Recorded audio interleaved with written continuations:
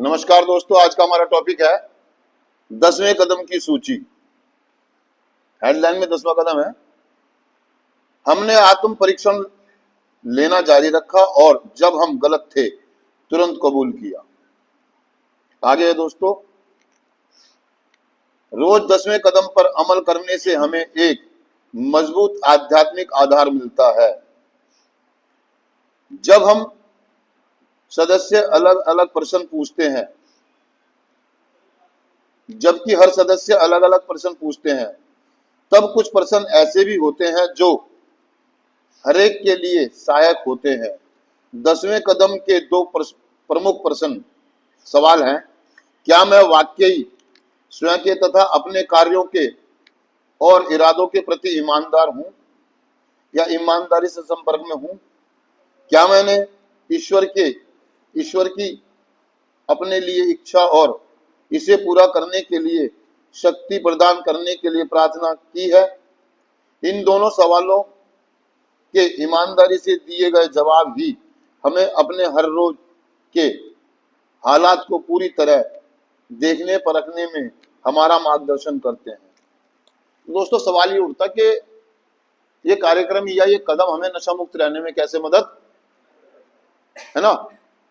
बहुत सारे लोगों का ये दिमाग में एक बात रहती है कि यार ये 10वां कदम तो ये करा कि हम जहां गलत थे हमने तुरंत कबूल किया, आत्म परीक्षण लेना जारी रखा। तो इससे हमारे को बेनिफिट क्या होता है जब हम 10वां कदम करते हैं? 9वें कदम में बताया था कि हम अपनी क्षतिपूर्तियां करते हैं। क्या करते हैं? जो हमने लोगों को हानियां पहुंचाई है, जो नुकसान पहुंचाए। 10वें कदम में कह रहा कि हम बड़ी सावधानी के साथ अपने आप को चेक करते रहते हैं। तो इससे फायदा क्या होता है? इससे फायदा ये होता है कि हेयर एंड नाउ शब्द सुना आपने? Here and now, here and now मतलब आज और अभी में रहना, जागरूक रहना, चेतन रहना।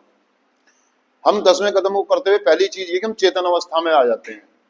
जैसे कि आपने देखा है कि जो एक नया नया ना ड्राइवर आता होता है, वो गाड़ी चलानी सीखता है।